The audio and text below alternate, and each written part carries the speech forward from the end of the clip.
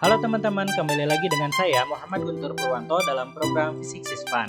Kali ini kita akan melanjutkan seri preparation untuk ujian sekolah SMP kelas 9 setelah sebelumnya kita sudah membahas mengenai latihan soal part 1 dan juga part 2. Nah, bagi teman-teman yang belum menyaksikan video part 1 dan part 2-nya, bisa cek di pojok kanan atas ya untuk mempelajari atau melihat videonya terlebih dahulu.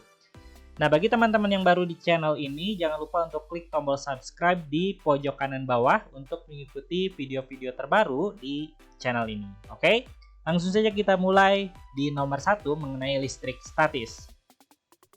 Nah, soal-soal seperti ini sangat sering banget ya, tapi lebih seringnya dalam bentuk gambar ya.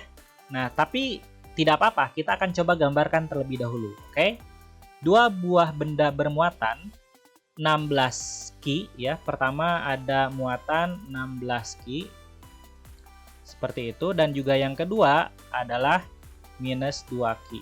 Oke, tarik menarik dengan gaya 4 Newton dan jarak antar keduanya adalah 40 cm. Jadi kita gambarkan 40 cm. Gayanya 4 Newton. Oke, jika muatan kedua benda berubah menjadi 8 Ki, kita gambarkan jadi si ininya berubah nih, Ki satunya berubah jadi 8 Ki gitu ya. Kemudian Ki 2-nya berubah jadi minus 6 Ki dan jaraknya jadi 20 cm. Ini hanya perumpamaan ya, harusnya jaraknya mengecil nih, tapi gak apa-apa biar memudahkan, jadi kita anggap sama saja. Ini simulasinya gitu ya. Maka gaya tarik antar muatan dibandingkan semula. Oke, jadi kita cari dulu ini, nanti dibandingin sama semula. Nah, kalau misalkan nemu soal seperti ini, teman-teman gak usah khawatir, teman-teman tinggal digambarkan saja seperti ini ya. Lalu kemudian kalau misalkan sudah digambarkan, nanti teman-teman tinggal gambarkan siklusnya. Siklusnya adalah bawah atas gitu ya, atas bawah, bawah atas, ke kanan. Seperti itu, ini cara cepatnya ya. Kita mulai dari bawah nih, bawah sini. Jadi kita tulis 8 Ki gitu ya, dibagi ke atas 16 Ki kali geser ke kanan, mulainya dari sini dulu nih, 40 cm. 40 cm dibagi 20. Ini jarak ya, jangan lupa dikuadratkan. Kenapa? Karena dari rumusnya F sama dengan K Ki per R kuadrat gitu. Kemudian dari sini bawah 6 gitu ya, Ki dibagi atas 2 Ki. Minusnya nggak usah dimasukin karena udah saling membagi ya nanti gitu. Dikali ke kanan 4 gitu ya. Oke, kita coba kerjakan ya. Ki-nya bisa kita bagi semuanya. Kemudian 40 bagi 20 juga bisa kita bagi, nyisa 2 gitu ya. Dan 8 dan 2 bisa kita bagi jadi 4. 4 dan 16 jadi 4. Gitu kan ya? 6 dan juga ini 4 dan 4 bisa dibagi. Jadi nyisa apa? Nyisa ini nih. 2 dikuadratkan. Jadi 4 dikali 6 sama dengan 24 Newton. Udah kayak gitu doang teman-teman. Gampang kan? Ini 24 Newton nih di sini. 24 Newton gaya keduanya. Sekarang dibandingkan semula. Berarti 24 dibagi semulanya berapa? 4 gitu. Kita perkecil jadi berapa? 6 banding 1. Jadi 6 banding 1. Ini jawabannya. Oke, sederhana ya. Oke, kita akan lanjutkan ke soal nomor 2. Ini masih mengenai listrik statis. Fauzan menggosokkan bulu kelinci dengan nilon, sedangkan Geo menggosokkan katun dengan kaca. Kalau misalkan nemu yang seperti ini, jangan lupa teman-teman lihat deret triboelektriknya. Kita tandain yang si Fauzan dulu ya, kelinci dan juga nilon. Ingat aturan deret triboelektrik, yang atas itu akan jadi positif, yang bawah akan jadi negatif. Berarti bulu kelinci dan juga nilon lebih atas siapa? Lebih atas bulu kelinci ya. Berarti si bulu kelincinya ini akan jadi positif, sementara nilonnya akan jadi negatif. Gitu ya, lihat nih, yang atas jadi positif, yang bawah jadi negatif. Sekarang Geo menggosokkan katun dengan kaca. Kita tandain ini kaca, gelas atau kaca ya. Kemudian katunnya yang ini nih. Lebih atas siapa? Lebih atas kaca. Berarti kaca akan jadi positif, katun akan jadi negatif. Ingat, yang atas akan jadi positif, yang bawah akan jadi negatif. Jika bulu kelinci yang telah digosok didekatkan dengan kaca, apa jenis interaksi yang akan ditimbulkan? Bulu kelinci dan juga kaca, lihat. Bulu kelinci dan juga kaca, dua-duanya positif. Berarti jenis interaksinya adalah tolak menolak. Kenapa? Karena bulu kelinci positif, kaca juga positif, gitu ya. Sebutkan jenis muatan pada setiap benda. Oke, kita punya bulu kelinci.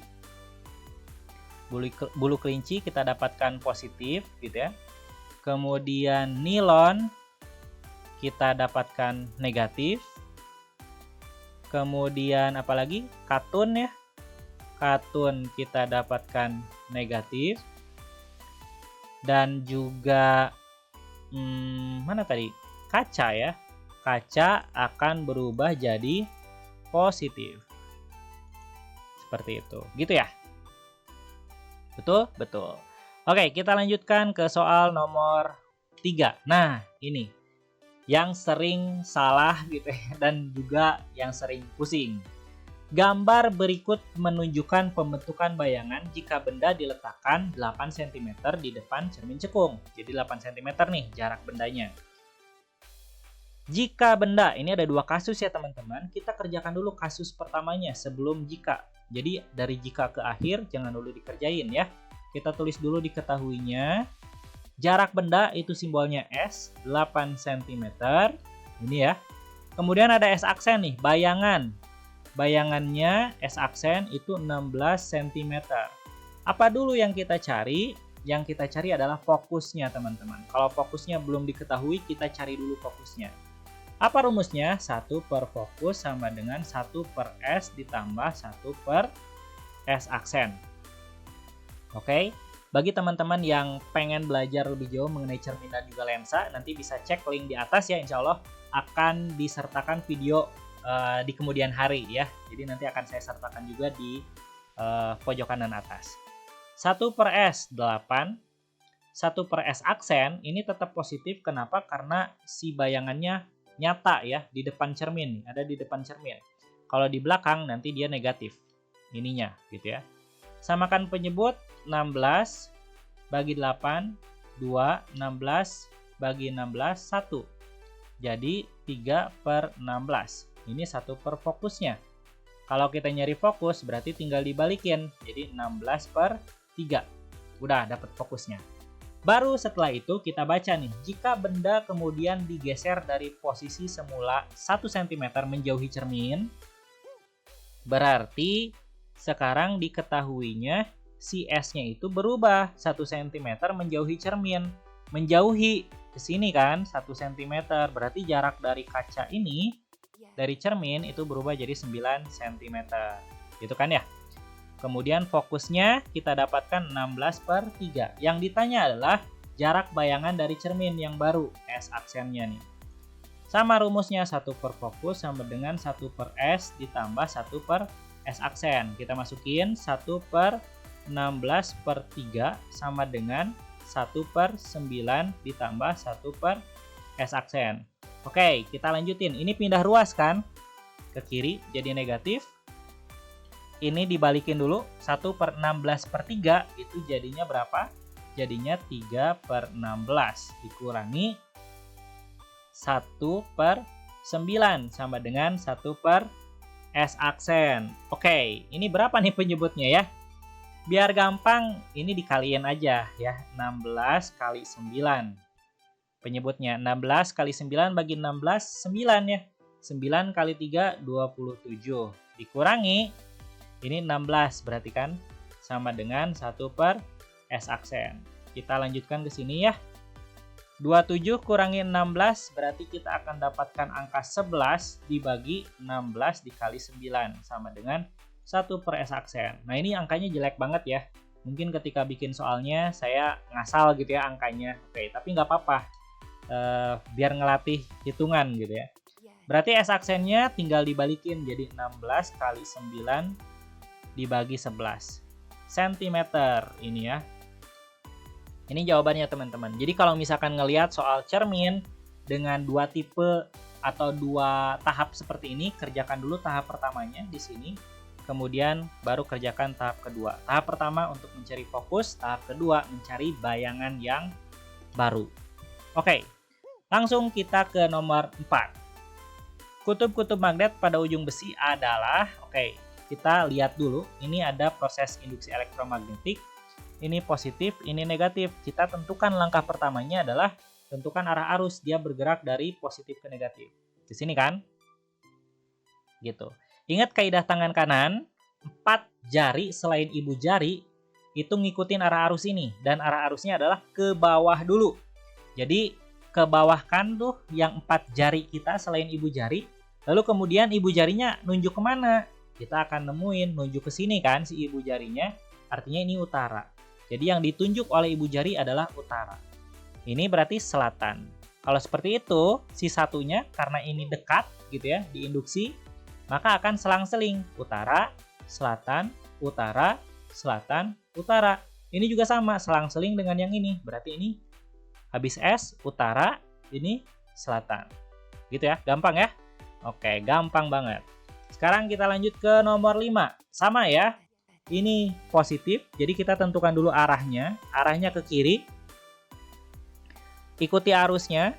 Arusnya diikuti oleh 4 jari selain ibu jari. Dan arahnya ke bawah dulu, jadi ke bawahin dulu tuh. Ke bawahin, gitu ya, ke bawah dari baloknya, dari besinya. Kemudian arah ibu jarinya kemana? Kita akan nemuin ke sini. Berarti ini utara, ini selatan. Gitu ya.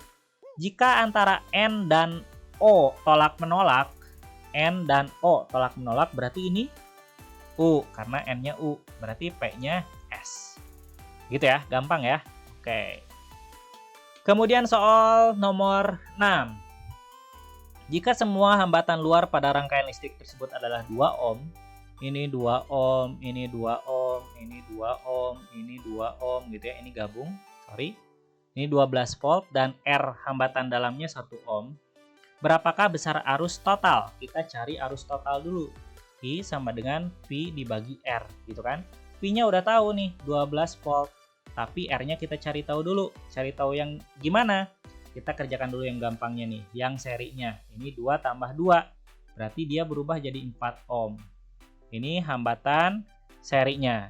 Sekarang diparalelkan dengan ini. Kita cari 1 per R paralel sama dengan 1 per 4 ditambah 1 per 2 gitu ya. 4 dan 2 nih.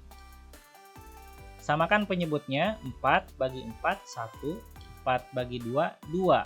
Jadi 3 per 4. R paralelnya berarti dibalikin ya. 4 per 3 gitu.